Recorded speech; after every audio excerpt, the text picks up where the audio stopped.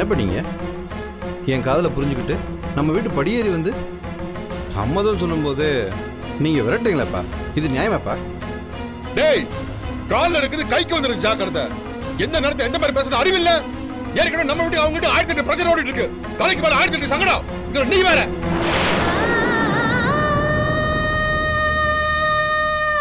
ஏமா உமா, உனக்கு என்னதாமா பிரச்சனை? எதுக்காக இப்படி ஒரு விஷயத்தை இங்க வந்து சொல்ற? சார், உங்களுக்கு தெரியாது ஒன்றும் இல்லை. எங்க வீட்டில இருந்து எனக்கு பானு அண்ணி வெளில போனாங்களோ அன்னிலிருந்து எங்க வீட்டில் சந்தோஷம், நிம்மதி எல்லாமே வெளியே போயிடுச்சு. ஒவ்வொரு நிமிஷமும் எங்க அண்ணன் படுற வேதனையை பார்க்கும்போது என் மனசு தாங்கல. யாருக்குமே தலை குனிஞ்சு போகாத எங்க அண்ணன் கோர்ட்ல எல்லாரும் முன்னாடியும் தலை குனிஞ்சு நிக்கிறத பார்க்கும்போது என் மேலே எனக்கு வேர்ப்பா கோவமா வருது. தெரிஞ்சோ தெரியாமலோ எங்க அண்ணன் நீ பிரியறதுக்கு நானே ஒரு காரணமாயிட்டேன். அதுக்கு என்ன பண்ண சொல்றப்ப? உங்க அண்ணனை அண்ணியும் கோந்து போட்டு ஒட்ட வைக்க இந்த பிள்ளைய கல்யாணம் கட்டலான்னு வந்திருக்கியா? உங்க அண்ணன் சந்தோஷமா இருக்க, நீ கஷ்டப்படுவ. அதே மாதிரி இந்த பிள்ளை சந்தோஷமா இருக்க, பானு கஷ்டப்படணுமா? சூப்பரா இருக்கு. யாரு கொடுத்த ஐடியா இதெல்லாம்? ஆரபாளையம் மாட்டு தாவணின்னு மதுரைய ஆண்டு வந்த எனக்கு மல்லிகைப்பூ சுத்துறியா? உங்க அண்ணனை அண்ணி பிரிஞ்சு இத்தனை நாள் ஆச்சுல, இந்த தியாகம் இப்பதான் பண்ணணும்னு தோணுச்சா? ஏற்கனவே நிச்சயதார்த்தம் நின்னு போனப்ப தோணலையா? இந்த தடவை ஏதோ ஏட ஓடம் ஆகி போய் இங்க வந்து நிக்கிற.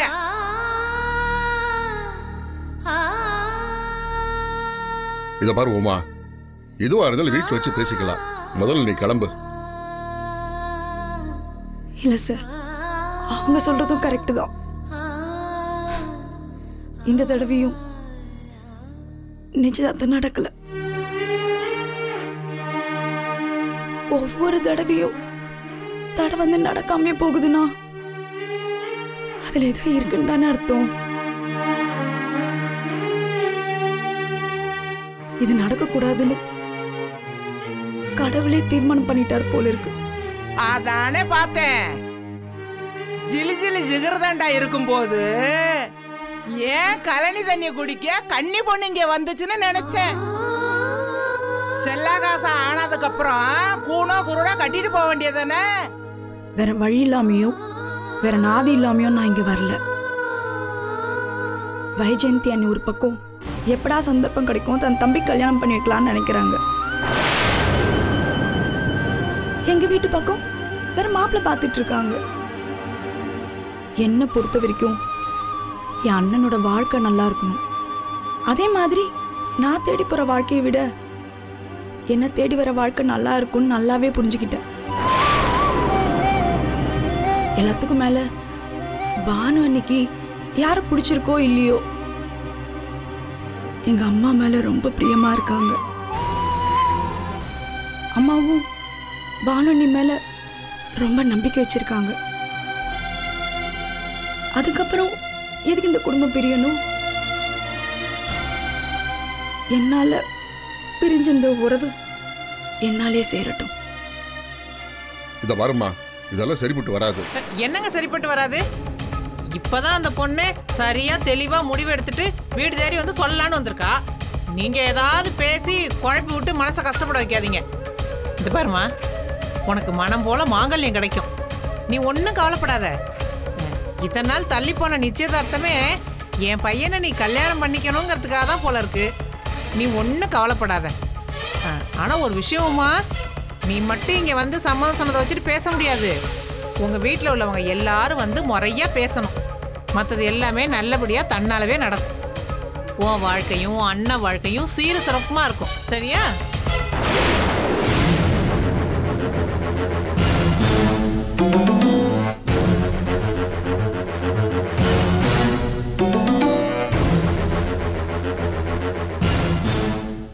சண்முகம்,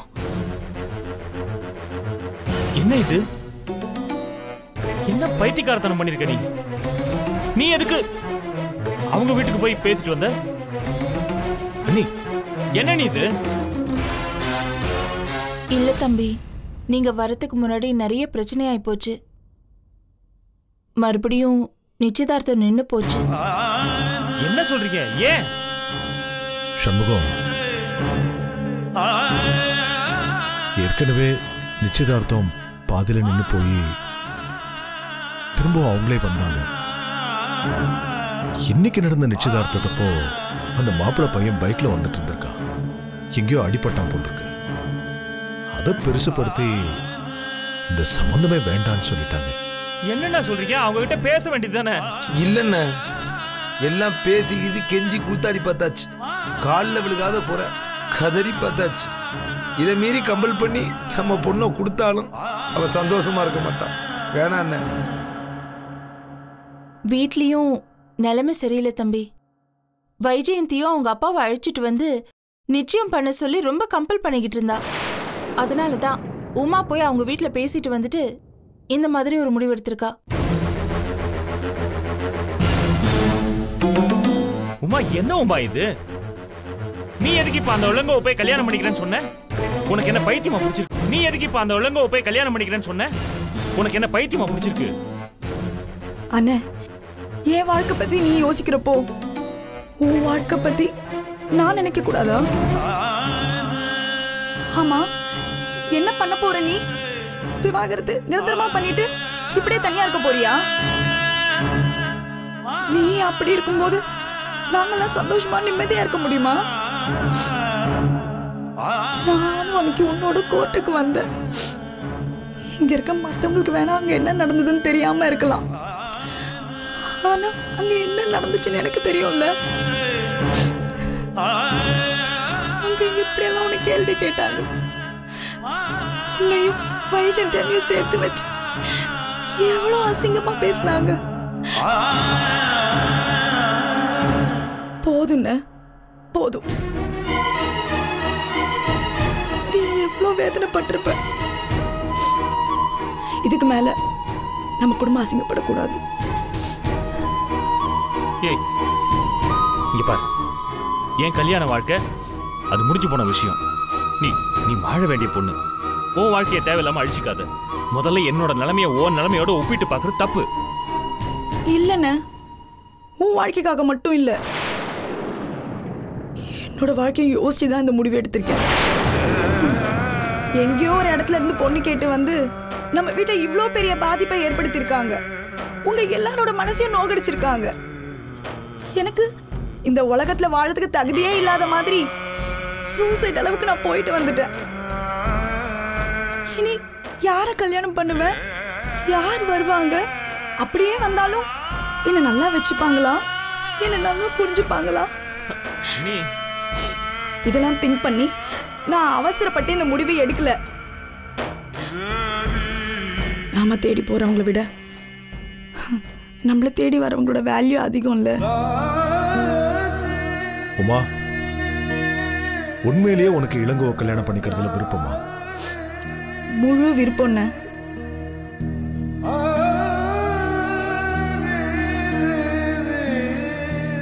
என்ன உங்க எல்லாரோட சம்மதத்தையும் தெரிஞ்சுக்காம முதல் தடவையா நானே ஒரு முடிவு எடுத்துட்டு வந்து நிக்கிறேன். அவ்வளவுதான். ஏய், நீ சொல்றதெல்லாம் சரிப்பா. ஆனா நீ இந்த மாதிரி பண்றதுனால மட்டும் பானு என் கூட திரும்ப வந்து வாழ்வான்னு எப்படி நினைக்கிற? ஏய், நீ பண்ண போற தியாகத்துக்கே அர்த்தம் இல்லாம போயிடுமோ எனக்கு தோணுது. அண்ணே, நான் தியாகம்லாம் பண்ணலன்னு. அந்த பையனை பிடிச்சுதான் கல்யாணம் பண்ணிக்கிறேன்.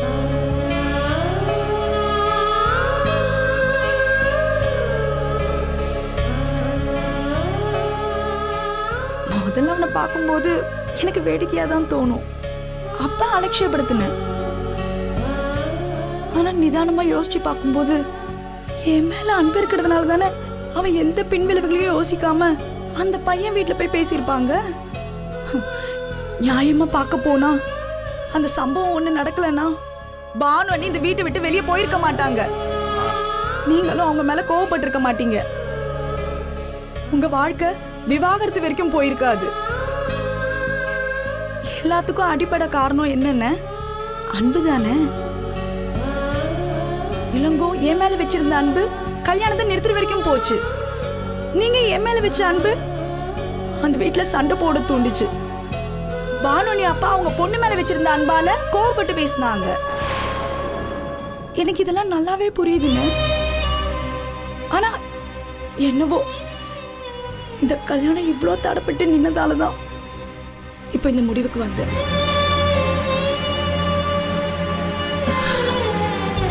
உமா, நீ சொல்றது எல்லாமே சரிதான். நம்ம கையை மீறி இத்தனை சம்பவம் நடந்து போச்சு. எல்லா நிகழ்வுக்குமே அடிப்படையில் ஒரு காரணக்காரியம் இருக்கும். ஒருவேளை இவளுக்கு அந்த பையனை தான் எழுதி வச்சிருக்கோ என்னமோ தெரியல. அந்த இளங்கோவும் நம்ம பொண்ணு மேலே அதிக அன்பு வச்சிருக்காரு. ஏன்னா அத்தனை பேர் முன்னாடி அன்னைக்கு சாட்சி சொல்ல வந்தப்போ அவன் உமா மேல வச்சிருக்கிற காதல் உண்மையானதுன்னு சொல்லி ஆரம்பிச்சான். என்னை பொறுத்த வரைக்கும் உமாவோட முடிவு தப்பில்லைன்னு தான் எனக்கு தோணுது.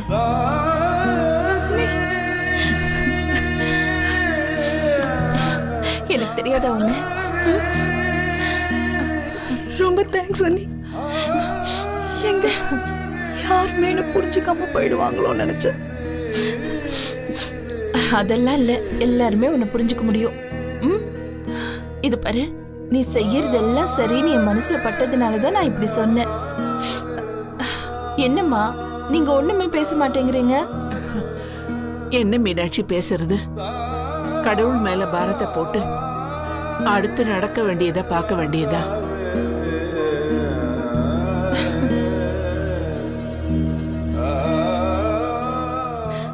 நீங்க வேணா எல்லாரும் பார்த்துட்டே இருங்க.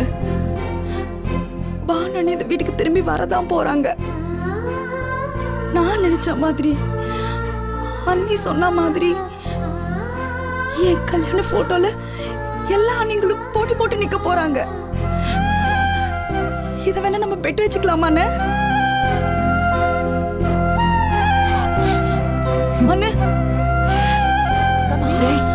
சண்முகம் அண்ணா ஏண்டா அழற? எனக்காக இவ என்னாலதானே இவ இதெல்லாம் பண்ணா. என்ன தம்பி அழறீங்க? எதுக்கு என்னால ஒன்னாலன்னு பிரிச்சு பாக்குறீங்க? நீங்க எல்லாருமே ஒண்ணுக்குள்ள ஒண்ணு. இது பாருங்க, இந்த மாதிரிலாம் பேசாதீங்க, அழாதீங்க. அழாதண்ணே. தம்பி இங்க பாருங்க, உமா என்னைக்கோ ஒரு நாளைக்கு தான் இப்படி புத்திசாலித்தனமா பேசுறா. அதுக்கு நீங்க சிரிக்கிறத விட்டுட்டு அழறீங்களே. ஆமாண்ணே, கல்யாணம் பேசும்போது அழக்கூடாதுன்னு பெரியவங்க சொல்லியிருக்காங்க. பெரிய மனுஷி பேசுறா பாரு. நான் சொன்னேனா இல்லையா? இப்பவே இப்படி பேசுறா, இன்னும் கல்யாணம் ஆனா எப்படிலாம் பேசுவாளோ தெரியல.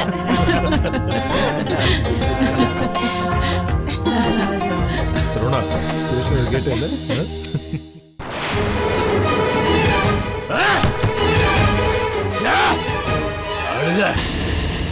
இவரு பெரிய பொண்ணு, பொண்ணு இதுக்கு நான் ஆசைப்படணுமா? கழுதிகளா? ஒரு தடவையா ரெண்டு தடவையாடா? மாறி மாறி எத்தனை தடவை? அந்த சிவஞானம் போயிட்டா நான் தலை உணிஞ்சே நிக்கிறது. பெரிய பொண்ணா, ஓட்ட உடசல் பாத்திரம், பித்தளை பாத்திரம், அத பாலிஷ் போட்டு வாங்குறதுக்கு அவ்வளவு போட்டியா? பெரிய இவ மாதிரி பேசுறா பாரு. அவ என்ன பேசுறா? பேச்சுவார்த்தை ஆரம்பிக்கிறதுக்கு முன்னாடியே நான் எல்லாம் முடிவு பண்ணிட்டாலும் அவ அப்புறம் எதுக்குடா வீட்டுக்கு அவளை கூட்டு போய் கேவலப்படுத்துறா இவ? என்ன கேவலப்படுத்த? அப்பா அப்பா பேசாத, சுமாரு நீ பேசாத.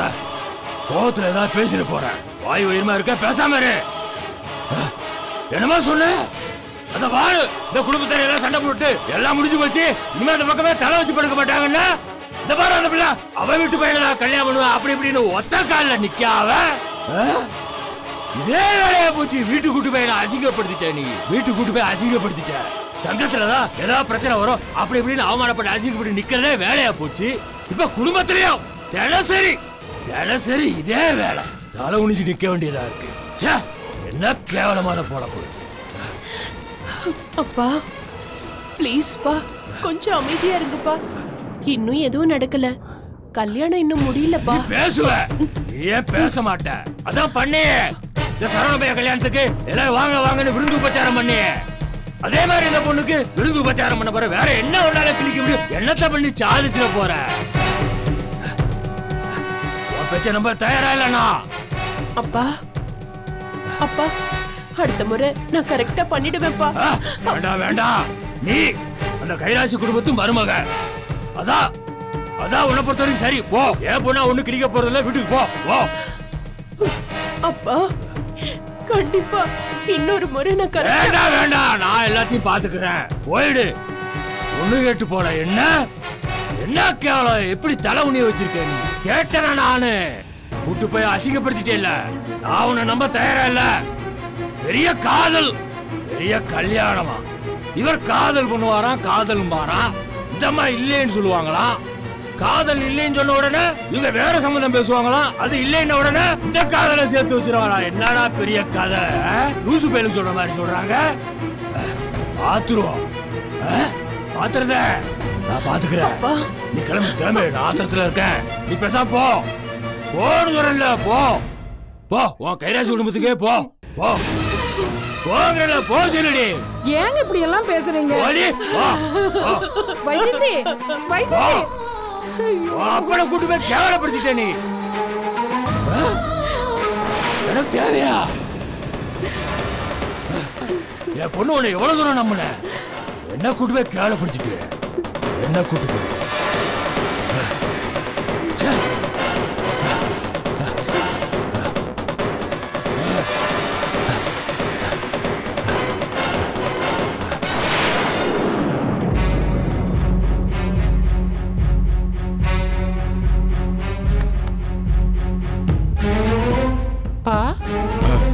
பானு, வா. எப்போ வந்த? இப்பதான். ஏன் ஒரு மாதிரியா இருக்கீங்க? அது ஒண்ணுலமா, அது வந்து பானு, வா. பூஸ்ட் குடிக்கிறியா, ராகி மால்ட் குடிக்கிறியா? வேண்டாம், இப்பதான் ஆபீஸ்ல குடிச்சிட்டு வந்தேன். ஒரு முக்கியமான விஷயம் தெரியுமா? அந்த உமாவோட நிச்சயதார்த்தம் நின்னு போச்சாம். அந்த நியூஸை நான் தான் உனக்கே சொன்னேன். இப்ப எனக்கே நீ திரும்ப சொல்றியா? இது என்னமோ 4 மாசம் ஓல்ட் நியூஸ் பேப்பர் எடுத்து ஹெட்லைன்ஸை திரும்ப படிக்கிற மாதிரி இருக்கு. ஐயா, நீ சொன்னது முத தடவை, இப்ப நான் சொல்றது 2வது தடவை. இன்னைக்கு காலையில ஏற்பாடு பண்ண நிச்சயதார்த்தம் நின்னு போச்சான். சொல்லுக்கா. ஆமா பானு, 2வது அடைய நிச்சயம் நின்னு போன பிறகு நம்ம இளங்கோ தம்பிக்கு பொண்ணு கட்டு வந்தாங்க. சிறப்பா இருக்கும் போதே நாங்க தேனு வெறப்பா நின்னாங்கல்ல. இன்னைக்கு எதுவுமே இல்லாத பொழுது காலில் விழுறாங்க. இனிமே நம்ம ராஜ்யம் தானே. என்ன உளறீங்க? இளங்கோவ மாப்பிள்ளை கேட்டு வந்தாங்களா? நான் அந்த வீட்டு விட்டு வந்த உடனே என் இடத்த கெட்டியா பிடிச்சு வச்சுக்கிட்டு எல்லார் மனசுல இடம் பிடிச்சு வச்சிருக்காள் அந்த வைஜெயந்தி. அவ சும்மா விட்டுருவாளா? நீங்களா சும்மா ஏதாவது பில்டப் பண்ணிட்டு தெரியாதீங்க. ஐயா பானு, நாங்க எதுக்கு உனக்கிட்ட திருச்சி பேசணும்? அந்த பொண்ணு உமாவே வந்து கட்டுனா இளங்கோவை தான் கட்டுவேன்னு விடாபடியா பேசுறா. நீ யார வேணாலும் கேட்டுக்க. இத்தனை நாள நம்ம தம்பி இளங்கோவை ஏதோ சோப்பிளாங்கன்னு நினைச்சிருக்கா. இன்னைக்கு இவன் தான் என் ராஜகுமாரங்கிறா. அம்மா எதுக்கு இளங்கோ? ஒன்னும் புரியலையே. அது பானு, அது ஒண்ணுலமா, அது வந்து அது ஒண்ணு இல்ல பானு. நான் என்ன, அந்த பொண்ணுக்கு வேற வழி கிடையாது. ஊர் முழுக்க நம்ம இளங்கோவுக்கும் அவளுக்கும் காதல்ங்கிறது தெரிஞ்சு போச்சு. பத்தாத்துக்கு ஜாதகத்துல உள்ள கிரகம் 4 பக்கம் முடிச்சு அவளை ஆட்டிக்கிட்டு இருக்கு. ஒரு பொண்ணுக்கு 4 தடவை நிச்சயதார்த்தம் நின்னு போச்சுன்னா அந்த பொண்ணு வீட்டு பக்கம் எவன் தலை வச்சு படுப்பான் சொல்லு? சோ நீங்க என்ன டிசைட் பண்ணிருக்கீங்க? பொண்ணு எடுக்கலாம்னா? ஏற்கனவே நிச்சயதார்த்தம் பண்ணும்போது என்னமோ பாட்டி செத்து போயிட்டாங்க. நாங்க இப்ப என்ன ஆச்சான்? ஏதோ மாப்பிள்ளை பையன் பைக்ல போய் கீழே விழுந்து அடிபட்டுட்டானா கேள்விப்பட்டேன். Very good. நம்ம சம்பந்தம் பண்ணா நம்ம வீட்டுல இந்த மாதிரி சென்டிமெண்ட்லாம் நடக்கும்னு யாரும் எதுவும் ஃபீல் பண்ணலையா? நம்ம